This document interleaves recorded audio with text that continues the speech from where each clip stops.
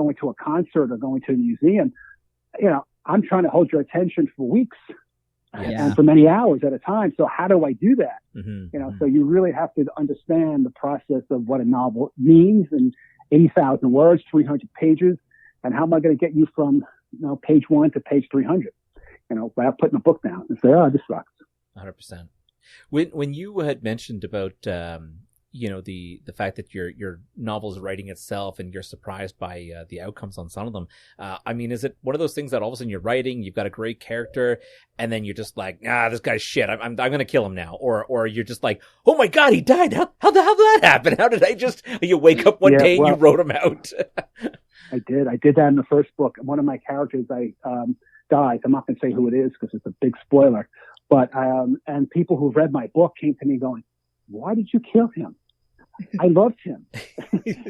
How could you do that?" I'm like, out. "Oh, okay.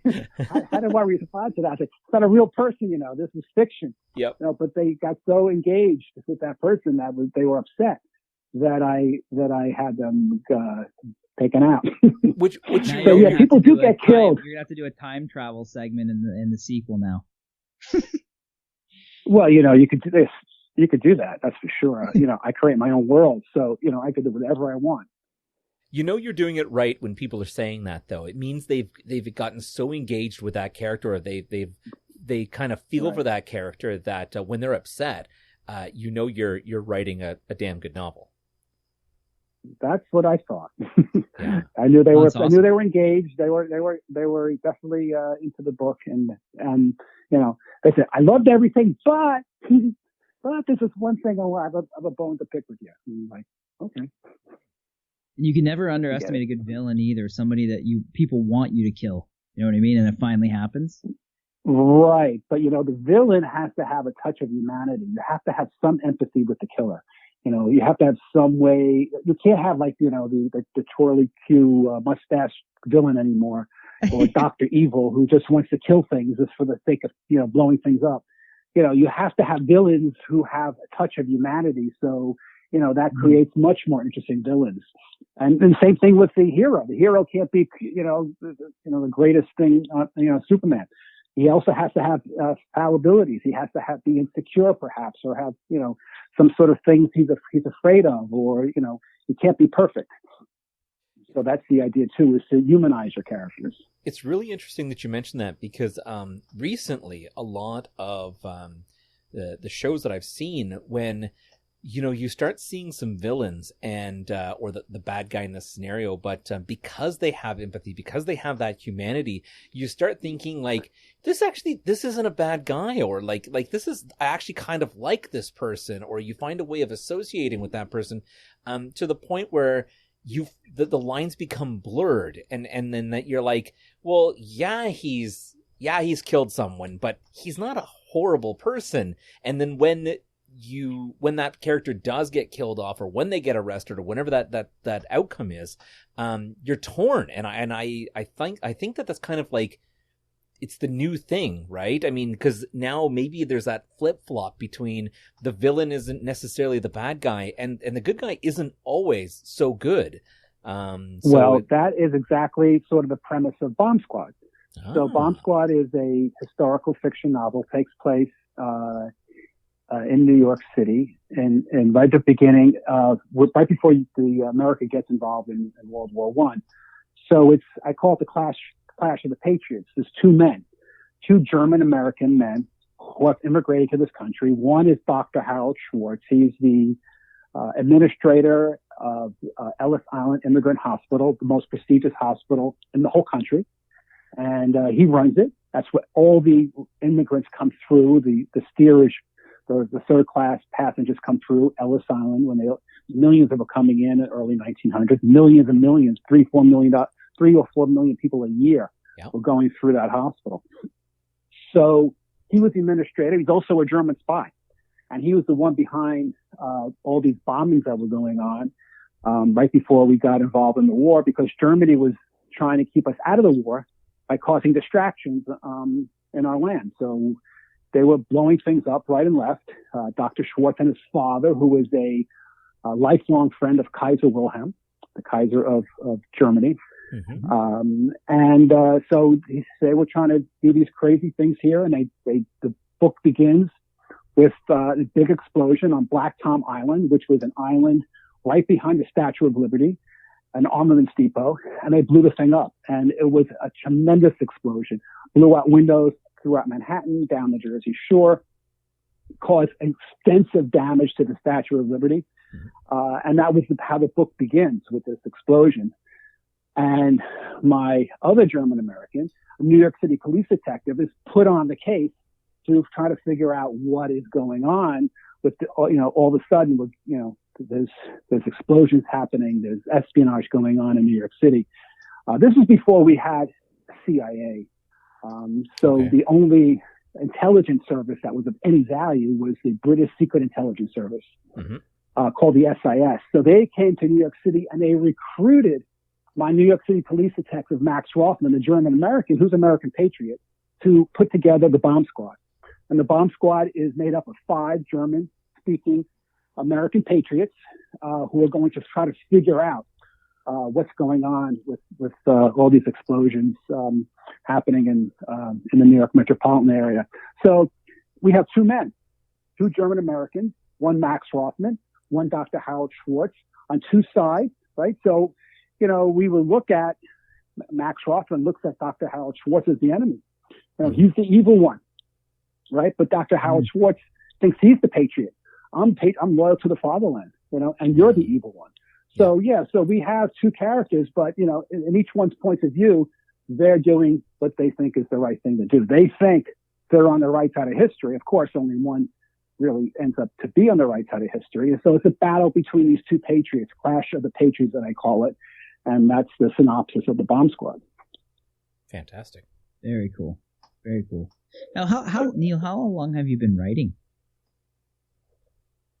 Well, I've been writing a long time, but I haven't been writing fiction until I started in 2017. Before that, I was writing business articles for magazines, and I wrote 2 business books. But this was my first venture into fiction writing. Calver's Tale was my first one. Amazing. Okay. Amazing. Wow. Have you ever been approached, or have you ever hoped to be approached for a kind of a made-to-movie deal, especially in something like the bomb? Hoping for that. Yeah, especially in something with the Bomb Squad, because it sounds. Put it out there. Put it out in the universe. Yeah. Yep. Let everybody know. It's out there now. I'm looking.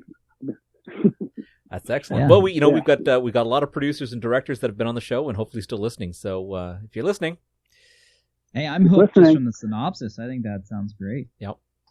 I did look it up. Also, I should mention for our listeners out there, because you can't always get out to a bookstore, especially nowadays. Even if it's a curbside pickup, you can pick this book up on Amazon. I think it was only $4.99 or is it Kindle for $4.99? So it's a no-brainer. $3.99. $3.99. It's a bargain. $3.99. Where for $3.99 can you get a book? Right. I mean, you can get a lot of books for $3.99, but I should say, where for $3.99 could you get all the effort that I spent writing that book and producing that book, and for like a cup of Starbucks coffee, you can get an 80,000 word book that I spent 6 months of my life on writing, and I think a lot of people like it. So it's a steal. It's not a big investment, but the investment is in your time. That's the investment. That's where I really like people to try to make, is that investment of sitting down and reading the book, because obviously that takes some time.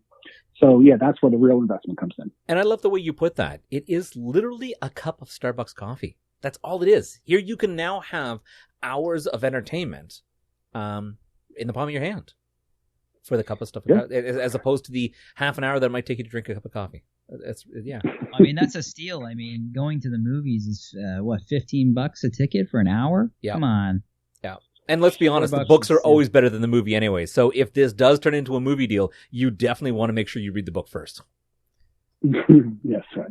Yep. Now, question for you. When you're creating historical fiction, do you often do a lot of research just so that you're kind of accurate with the historical pieces to paint a more familiar picture with your readers?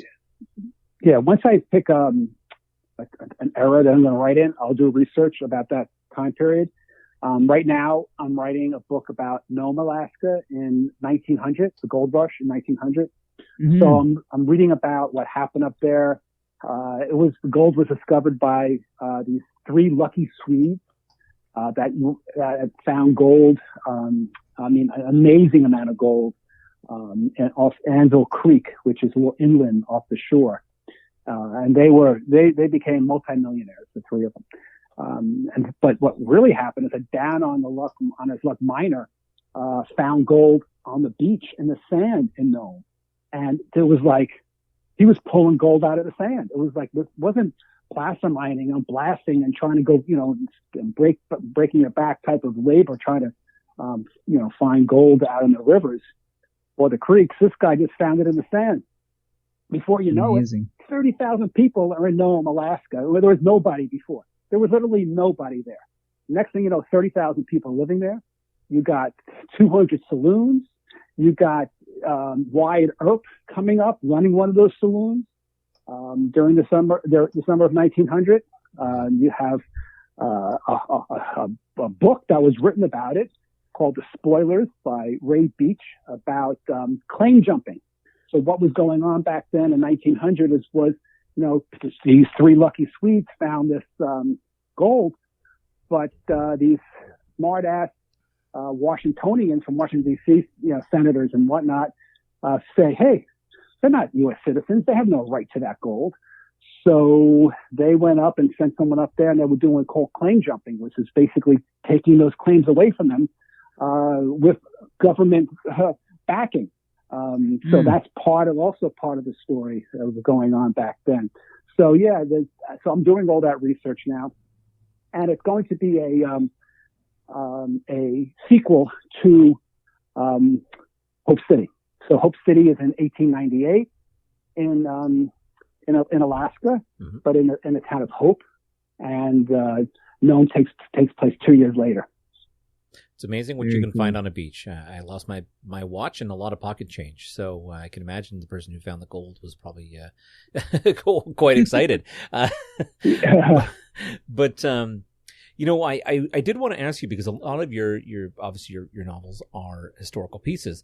Is it because you find a sense of romanticism with those time periods that makes it more appealing to you and your readers, or what is that feeling? Why do you prefer to go towards that genre? So historical fiction. Mm-hmm. I like reading historical fiction. So in terms of the books that I read, I really enjoy that because it gives me a sense of learning something about history at the same time while I'm being entertained. Mm-hmm. So I like that, that dual effect. It sort of makes me feel like, oh, I'm so productive. I just learned all about World War I by reading a Ken Follett novel, and it was so entertaining, and I could talk about it with other people who read the book. So to me, that's fun to do. So I also like writing about it. What's fun to write about it is also the same thing as to read about it. You learn about what happened during that period of time. You learn about, if I'm writing about World War I learned about all these bombings that were going on in New York from Bomb Squad. I'm learning about what it was like to mine for gold in Alaska in 1898. I'm learning about what it was like to be an immigrant coming from Europe in 1910. I learned about what it was like to be an indigenous person in the 1670s in my book Moonflower. So I was studying all those things and giving myself an education and then trying to put it into a story. So that's why I like historical fiction. I pretty much have stuck with it so far. Yeah, it's actually one of the reasons why I think I liked Tom Clancy novels was originally when I was younger, because you end up learning so much about the military and weapons and things that were behind the scenes of the military. So I think that's probably one of the reasons. So I could see that for when you're saying about learning about history, it's true. I mean, when you're thinking about when you were a student and you sat in history class, it was probably one of the most painful subjects to listen to. But if you can get into a good novel and a great subject and still turn around and learn something, provided that the source material is genuine, it not only becomes a great piece of entertainment, but a great subject matter for conversation. Absolutely. Yeah. And it's all about, if you go into a class and you want to learn a subject, it's all about the ability of the professor or the teacher to keep you engaged. 100%. How good a storyteller are they? Those are the ones that you remember.